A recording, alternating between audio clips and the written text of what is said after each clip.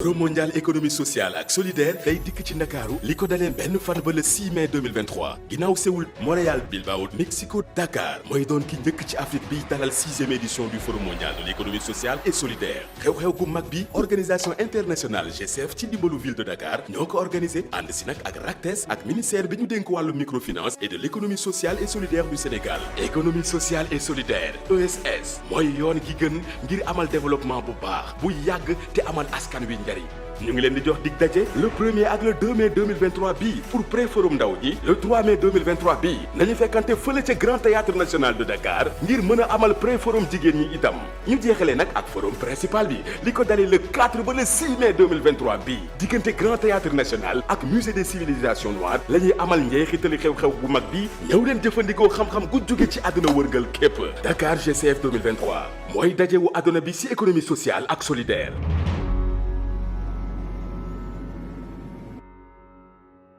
li ñu fi daje tey mooy waxtaan ci li njëkk ruus ci li nu am ci forum bi muy forumu Dakar bi mooy forum mondial économie sociale et solidaire bi nga xam di ibbi nañ ko deer nañ ko lundi ak mardi yi mun ñu jéggale ñu xale yi jagle ak xale yi àllarba ñu def ko jigéen ñi jox ko wàllu jigéen ñi alxamis ajuma ba tey nag ñu defoon forum global soo xoolee ni ci xayma forum bi ñi ci participer mat nañu ci juróom-benn junni participants ñoo xam bi ci plateforme bi ñu defoon muy inscription yi moom la ñu jël loolu nag bokkul nag ñi nga xam di dañ leen mobiliser indi leen ñoom ñoo xam dañu mën a ñëwal seen bopp te dugg na ci plateforme bi te war a amuñu sens su plateforme parce que plateforme am na certain moo xam dafa tëju kon wax na mën nañu wax ni ëpp na loolu te su ko ëppee mooy que ni pré-forum jeune am nañu ci chaque jour ñaari junni ndaw yoo xam di participer seen pré-forum femme aussi mën a wax ñaari junni suñu demee ci pré-forum bi dem nañu ba ci ñetti junne bis bu ne mais soo ko kon soo xamee soo ko agrégé li wolof di wax mooy que ni soo tubaab soo ko agrégé donc nekk nañu ay chiffres yoo xam di objectif dana amoon atteindre nañu ko ndax objectif yi benn bi ne mooy li ñu bëggoon mooy que ni forum Dakar bi mu nekk forumu ndaw yi ndax dañu nekk ci continent boo xam di ay ndaw la dañu nekk ci Sénégal boo xam di ay ndaw la donc li ñu contacté li ñu gisoon ci forum yi passé mooy que ni ndaw yi seen teewaay ak seen taxawaay dafa tuuti woon trop ndax soo jëloon soo téeméer boo jël juróom lañu woon ci forum yi passé mais Dakar yóbbu na taxawaay boobu ci ba ci fanweer kon nga xam ni objectif boobu dina bëggoon yàlla suturaal nañ ko ba nu atteindre ko beneen bi aussi mooy que ni forum bi dañu ko bëggoon def loo xam ni innovation la woon ndax li amoon yëpp mooy que ni ci ñetti fan la daan am ñun suñu objectif moo doon ñu jël semaine bi yëpp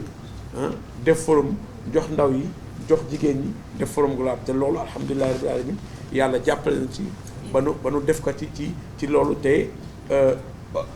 te amul problème bu majeur boo xam di constaté nañu ko kon loolu lu am solo la beneen bi mooy réew yi présent réew yi ñëw su ne forum mondial nag dañ koy xayma ci présence ci dëkk yi parce que addina bee fiy daje mais tey soo nee ni am na juróom-benn fukk ba jàpp juróom-ñetti fukk dëkk yoo xam ni ñëw nañu jël seen avion ñëw participer ci forum bi kon mu nekk loo xam ni dafa am solo mais aussi nu présence su taxawaayu Afrique ndax Afrique en général ci rencontre yooyu ci jamono Afrique li mu ciy taxaw du bëri dafay tuuti trop soo ko daan xool Afrique ci forum yi passé yëpp taxawaayam musul weesu juróom soo jëlee téeméer juróomi participant boo jël mooy africain mais tey soo xoolee forum bi soo ko xoolee koo ci jël soo demee ba 80% muy juróom-ñetti fukk yoo xam ni ay africain jógee ci dëkk yëpp kon loolu da am solo ndax suñu xamee ni da nga naan fii lan nga defee mais soo xamee ni tey damay joxe misaal jóge Dakar dem Niger normalement 3 heures de temps la soro dem Niger nga jógee Dakar dem Paris jóge Dakar dem Paris moo gën a yomb billet bi moo gën a moins cher que nga jóge Dakar dem Niger. kon suñu mënee mobiliser africains yi ñu ñëw participer donc am na liggéey bu am solo boo xam ni def nañ ko ci mun naa ci tudd caravane économie sociale et solidaire bi nga xam ni dafa jël juróom-benn dëkk yoo xam ne ci Afrique la muy ñu wër déjà ñu ñëw ak ay bus mais ñi ci des aussi ñu jàppale leen ba ñu ñëw ak ay avion kon yooyu loolu lu am solo la ci kii en dehors Sénégal am na dëkk yu yoo xam ne seen taxawaay daf ci am solo trop muy France muy Cameroun muy Côte d'Ivoire muy Abidjan muy Bamako waaw muy Canada aussi ay seen taxawaay am na solo trop ci en présence. soo ñëwee aussi forumu ville yi la dëkk yi donc soo xoolee tey dëkk yi mënoo ni parce que GCF dëkk yi la ak acteurs yi muy ville yi et les acteurs tey soo xoolee aussi ñi teew ci forum ville yi toll nañ ci 260 muy ñaar téeméer ak juróom-benn fukk yoo xam ni taxaw nañu ñëw ci Afrique ñëw ci Sénégal kon loolu lu am solo la ci forum pour wane li nu forum bi ban réussite la am ci loolu te soo ko xoolee ñi catégoriser mooy structures yi am na les villes am na les gouvernements locaux les gouvernements centraux universités yi instituts nationaux yi organisation internationale yi sooy xayma acteurs yi nga xam ne teew nañu dem nañ ci toll nañ ci ñaar téeméer ak ñett yoo xam ni ay acteurs yoo xam ni différents yoo xam ni teew nañu ci forum bi jàpp nag ba nga xam ni dem na ci 61 000 participants yoo xam ni jóge nañ ci structure yooyu kon nga xam ni tey forum bi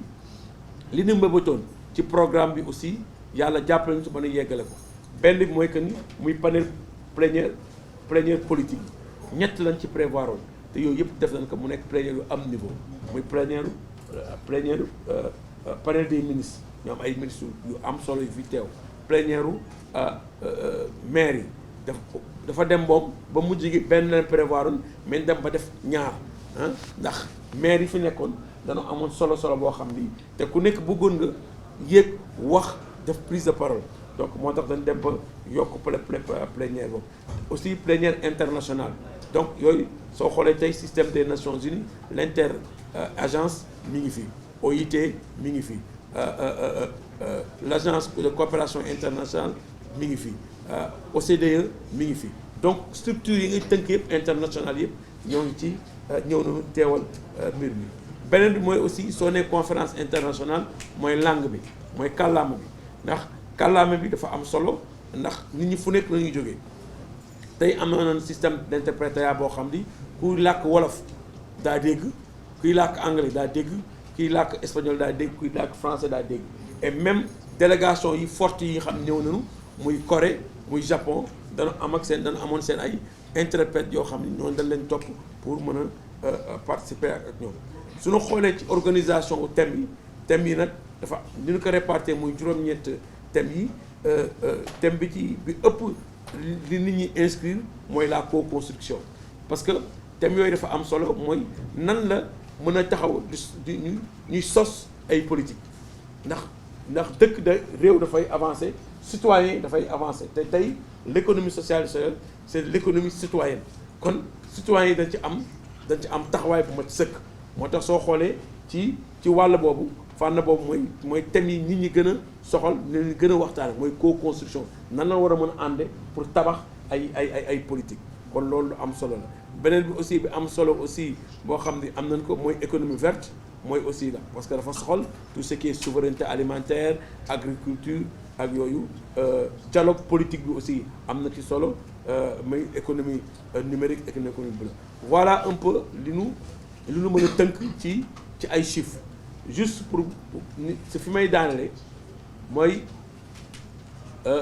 yàlla suturaal nañu ndax lii saa yu amee ci Sénégal yow danga naan sax mbir bi nan la sottee ndax mébét ngay am rek ak yéene waaye yàlla mooy sottal yàlla nag mébét nañ ci liñ ci amoon yëpp yàlla sottal na ko kon du mën wax loolu alhamdulilah rabbil alamin ndax metti woon na metti boo xam ni wala compliqué woon na compliqué boo xam ni liggéey nañ ci depuis 2021 projet bi ak ville de Dakar ak réseau ak état du Sénégal ak GSF liggéey nañ ci liggéey bu metti ak OFBD doo xam depuis le début moo jàppale ci wàllu communication ba léegi mi ngi toog te xàddiwul te def na ko te dërëmam fekk moo doon defal dërëmam te ba léegi fekk ci dërëm kon dafa nekkoon loo xam ni aussi dañ ko def ci contexte boo xam ni ci jamono yoo xam ni dafa xaw a doy waar ndax bi ñu ne Dakar mooy organisé novembre 2021 ñu war ci am contexte boo xam ni dafa politique trop janvier ñu def élection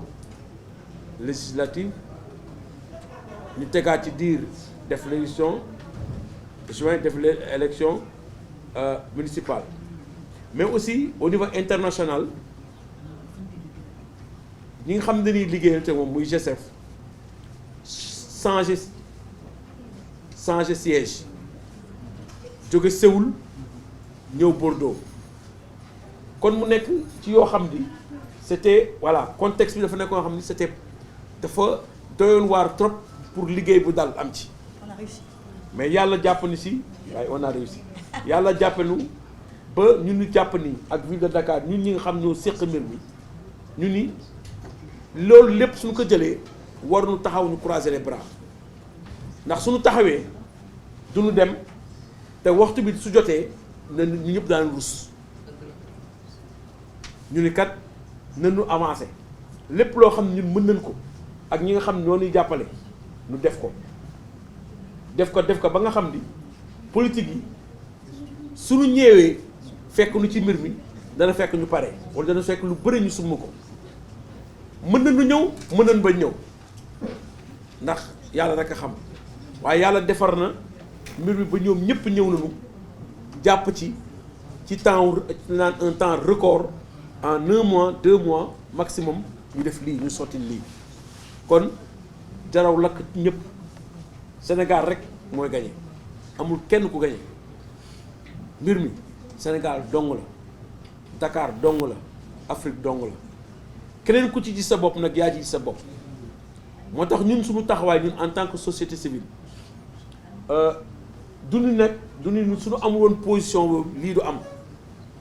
mais suñu taxawaay ba nga xam ne mën nañu may ñu mën a wax ak état bi ci dëgg boo xam ne sans intérêt yàlla rek a tax mën a taxaw wax ak ville de Dakar sans intérêt ci dëgg rek a tax ci Sénégal dong tax indi na lii lépp te loolu mooy ñun suñu rôle société civile am suñu crédibilité am suñu taxawaay boo xam ni li Sénégal war nu warloo ko su fekkee dëgg la ñu wax ko su fekkee du dëgg ñu tegal ko kilifa ci côté ci wàllam su si dojee dab ko ndax man dama jàpp ni man nangu daara laa dëgg dañ naan kenn du ko taf ci kalamu kilifa ndax soo ko tafee ci kalamu kilifa mu nekk xas dëgg da nga koy tegal ci wetam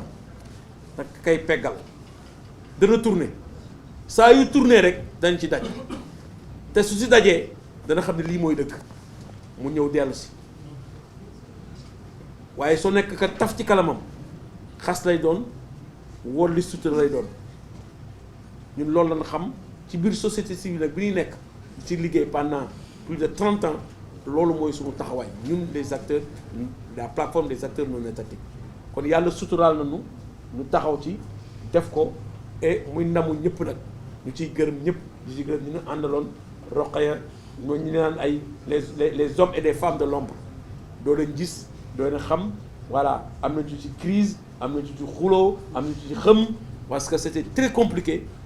mais tey ñëpp a ngi ñëpp Sénégal gagné na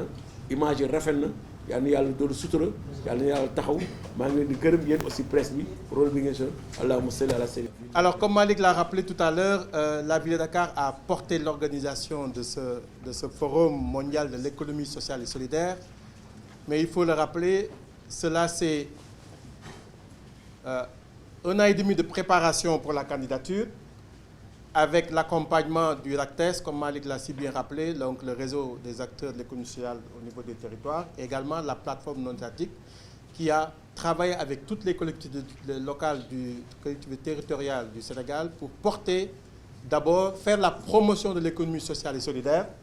valoriser l'expérience de la ville de Dakar, afin de permettre que Dakar, à travers l'État du Sénégal, puisse candidater et être retenu pour l'organisation du G7. Cette candidature, c'est également un an et demi de préparation sur le terrain avec tous les défis que cela comporte. Malick l'a si bien rappelé, le contexte de risque, la maîtrise des risques, l'analyse des risques qui permettait de porter la candidature, même si en prévision, il y avait peut-être possibilité de changement politique, mais nous avons pris à bras le corps cette question en bonne intelligence. Et ce qui a permis aujourd'hui de constater une réussite totale dans l'organisation de ce forum. Nous avons pu ensemble relever le défi de la mobilisation, comme ça a été indiqué, le défi de la participation, mais également le défi du contenu technique et scientifique. Le professeur Sambou y reviendra tout à l'heure. Voilà que Dakar a pu réunir toute, disons, l'intelligence et la participation de l'économie sociale et solidaire pendant une semaine au niveau de notre capitale. Ça a été une innovation des équipes qui ont travaillé sur ce forum. D'abord le G7, ensuite la ville de Dakar qui co-organise, également le RACTES. Nous avons amené une innovation en portant la durée de ce forum à 6 jours, comme Malick l'a indiqué, mais avec un focus qui mettait en exergue la particularité de Dakar et de l'Afrique. Nous avons organisé un forum d'abord des jeunes. Vous n'êtes pas sans le savoir que la majorité de la population africaine est donc des jeunes et que le rôle des jeunes était crucial dans le développement de l'économie sociale et solidaire. Il se trouve également que les jeunes avaient un message important à porter, avaient des pratiques à valoriser, à échanger, ce qui nous a conduit à porter un forum des jeunes, un pré-forum des jeunes sur 2 jours pour leur permettre d'avoir une plateforme d'expression, une plateforme d'échange, mais également une plateforme artistique. Cela sur 6 jours, mais sur différents sites. On se retrouve au Grand Théâtre, mais voilà que les activités préparatoires se sont faites au niveau de la place des souvenirs, avec des expositions portées par l'équipe scientifique, dont nous saluons vraiment la grande compétence et la maîtrise de Mme Rokhaya Sigay, qui a mené de main de maître tout cela. Ensuite, il y a eu le pré-forum des femmes. Nous sommes au Sénégal, on en parle, un concept d'économie sociale et solidaire, mais vécu par nous depuis très longtemps. Je reprends toujours les thèmes de Malick qui disait comme Jourdain qui faisait de la prose sans le savoir. Le rôle de l'économie sociale et solidaire, la pratique est ancrée au Sénégal. Et elle est ancrée justement par les femmes qui l'exercent et qui l'ont toujours développée. Donc il était très important et normal que la place des femmes puisse être reconnue, ce qui a poussé à organiser un pré-forum juste dédié aux femmes,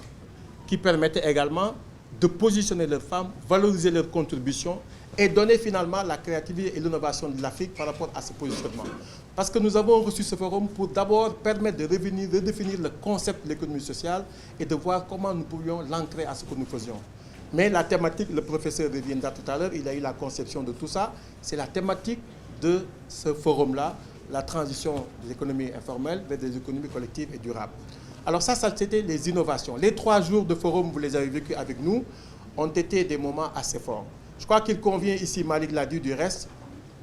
de souligner l'intelligence et la parfaite cohésion dans laquelle nous avons organisé ce forum.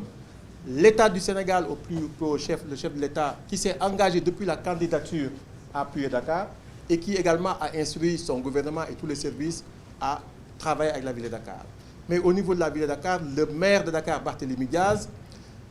dès son élection et son installation à la ville de Dakar, a pu maîtriser et comprendre le concept et le besoin de continuité, surtout que la candidature a été portée par Mme le maire, Soham Awardini, à qui il a toujours rendu un hommage. Et donc c'est cette intelligence qui nous a permis de travailler sur le défi et aujourd'hui d'arriver, malgré les contraintes, malgré les difficultés d'organisation, à organiser, à livrer un forum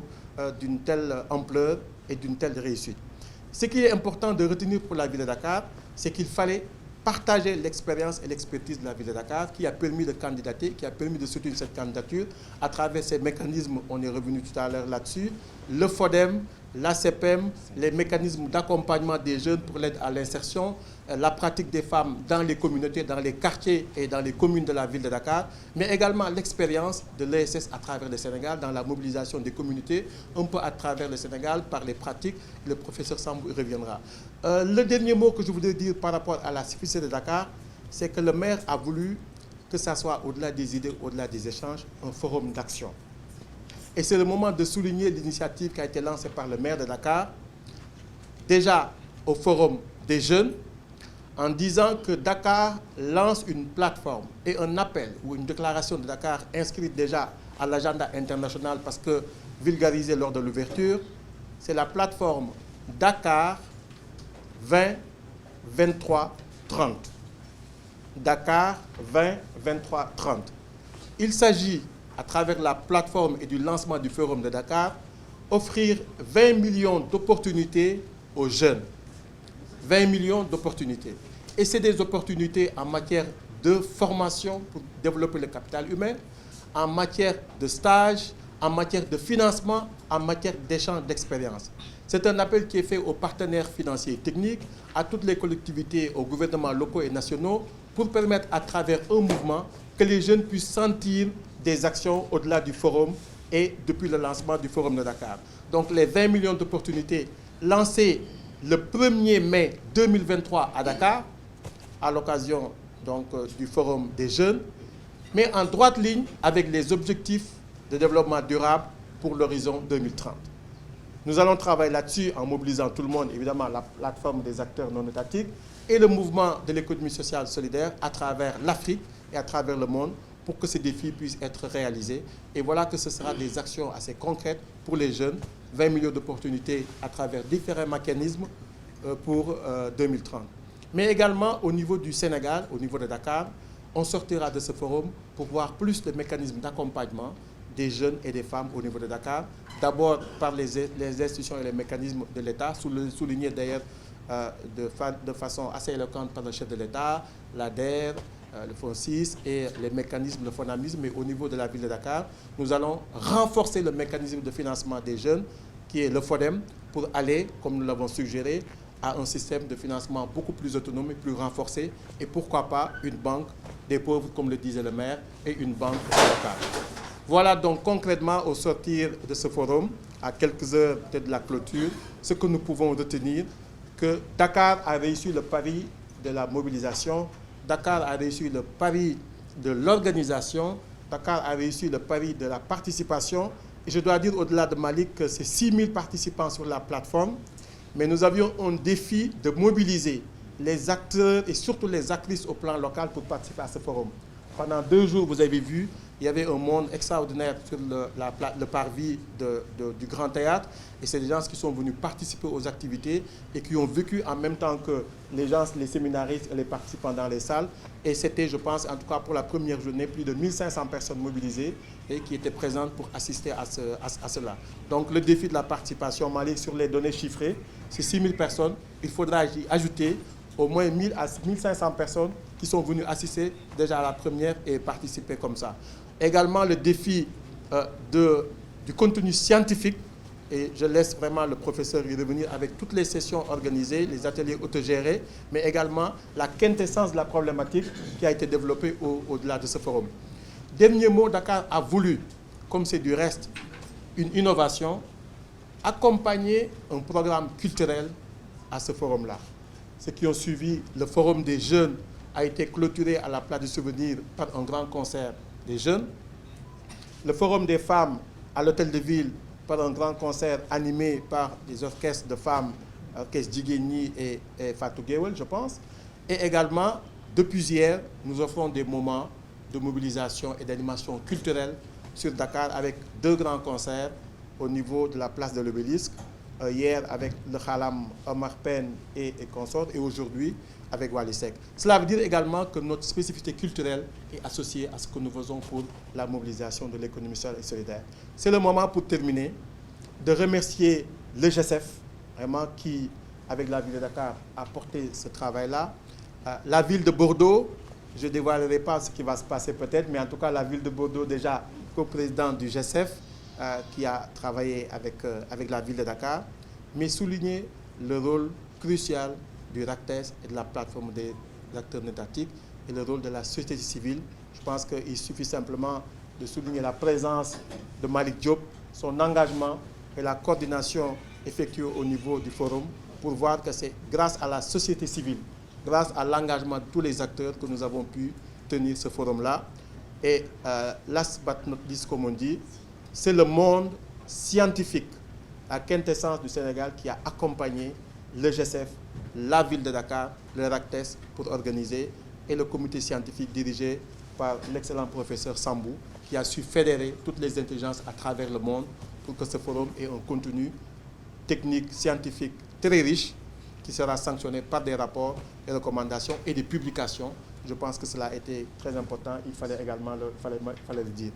Alors, merci à toutes les équipes qui ont contribué. Merci encore à Rokhaya, l'excellente Rokhaya, et je taquine en disant aujourd'hui qu'on va finalement sortir en disant un grand ouf pour le travail au niveau scientifique et également l'organisation d'une plateforme, d'un marketplace et d'un système d'échange qui a permis à tous les acteurs, à toutes les actrices de finalement s'exprimer sur Dakar pendant les sous-jours du forum. On ne saurait terminer sans souligner la mobilisation de toute la presse qui a accompagné la ville de Dakar, l'État du Sénégal, le GESEF et le RACTES, parce qu'on a vécu des moments d'échange, des moments de participation qui étaient vulgarisés à travers le monde grâce aux médias sénégalais et aux médias internationaux. Je vous remercie de votre attention. Au Sénégal, dans un contexte d'acte 3 de la décentralisation, c'est important de reconnaître cette économie réelle comme moteur, comme vivier de l'économie territoriale. Mais ce qui est important, c'est la reconnaissance des économies informelles comme levier de l'économie territoriale, mais c'est également cette reconnaissance en tant que levier pour renforcer les économies territoriales à partir de la valorisation des ressources endogènes, mais surtout, on part des économies informelles pour refonder le système économique. Aujourd'hui, nous sortons de Dakar pour non seulement dépasser le constat que l'économie mondiale est une économie inéquitable, mais c'est surtout vers un autre monde. Dakar part de la déconstruction du système économique pour proposer la reconstruction d'une autre économie et démontrer qu'un autre monde est possible. Un système économique plus humain, plus équitable, plus juste, qui reconnaît, n'est-ce pas, le primat de l'humain sur le capital. Dakar aussi a beaucoup insisté, quatrième point, sur la nécessité du dialogue politique. Aujourd'hui, ce ne sont pas les acteurs de l'économie sociale et solidaire que vous voyez ici, c'est également les gouvernements locaux, les collectivités territoriales, c'est également l'État, c'est également les institutions internationales, mais c'est également le secteur privé. On a donc créé à partir de Dakar des coalitions de causes permettant de favoriser la reconnaissance de cette économie des territoires. Dakar a permis, et ça c'est le cinquième point, une meilleure prise de conscience du rôle des États, du rôle des collectivités territoriales dans la création d'un écosystème favorable au déploiement des initiatives ESS. Aujourd'hui, des initiatives sont là un peu partout dans nos territoires, mais aujourd'hui, je pense que tous les maires qui ont été là, tous les élus, ont compris que c'est important d'impliquer ces acteurs de l'ESS dans l'élaboration des politiques publiques territoriales. L'État également a compris que c'est important de créer un écosystème favorable à travers notamment les mécanismes de financement. En réalité, cette prise de conscience, ça se voit à partir de la place des femmes et des jeunes qu'on a vraiment revisité. C'est également la question des financements alternatifs et décentralisés. C'est le rôle des universités, le rôle de la recherche et de la formation dans la promotion de l'économie sociale. C'est également l'économie numérique, la réduction de la fracture numérique, la digitalisation, n'est-ce pas, au niveau des territoires. Le sixième point qui est très important, c'est les enjeux épistémiques autour de l'économie sociale et solidaire. Ce forum a permis de reconnaître les inégalités non-sud dans la production de savoir, le paradigme de la décolonialité pour dire que maintenant, la colonisation n'est plus l'horizon indépassable de l'Afrique. L'Afrique aujourd'hui veut repenser le monde à partir de ses propres modèles. Nous avons dans ce forum remis en cause les règles inéquitables du commerce international. Nous avons insisté sur le respect des trajectoires et des diversités, sur l'économie populaire, sur l'économie verte, sur l'économie circulaire. Toutes ces formes d'économie qui ne sont pas là pour prendre la place de l'économie capitaliste, mais qui interpellent l'économie capitaliste pour recréer un autre monde. Enfin, le 7e point, c'est la gouvernance des biens communs, la gouvernance des biens publics mondiaux, la nécessité de ne pas mettre dans les règles inéquitables de l'OMC la question de nos ressources naturelles, la question de la souveraineté alimentaire, la question de la biodiversité, la question de la réallocation des droits de tirage spéciaux pour l'Afrique, la question de l'endettement de l'Afrique et de l'utilisation efficace de cet endettement pour financer le développement. Nous avons également revisité des enjeux très importants, tels que les enjeux de la souveraineté alimentaire à partir de l'économie territoriale, les enjeux de la protection sociale extensive, n'est-ce pas, de ces acteurs. Voilà, entre autres, en résumé, 7 points qui ont été revisités par l'ensemble des 6000 participants qui ont participé durant ces 6 jours à ces réflexions. Et dans les déclarations que nous allons faire après, vous allez voir que véritablement, le Forum de Dakar n'a pas été un forum de plus, ça a été le Forum de l'Afrique, mais interpellant le monde à partir des préoccupations. Nous avons démontré que l'ADN de l'économie sociale et solidaire, c'est bien l'Afrique, et que l'Afrique participe au même titre que les autres continents à la revue de définition du monde, à la redéfinition du système économique, à la redéfinition des relations entre l'État et les territoires. Ce forum, en réalité, constitue une grande satisfaction pour nous autres membres du comité scientifique de travailler avec des chercheurs internationaux dans tous les pays pour co-construire un autre monde. Je vous remercie.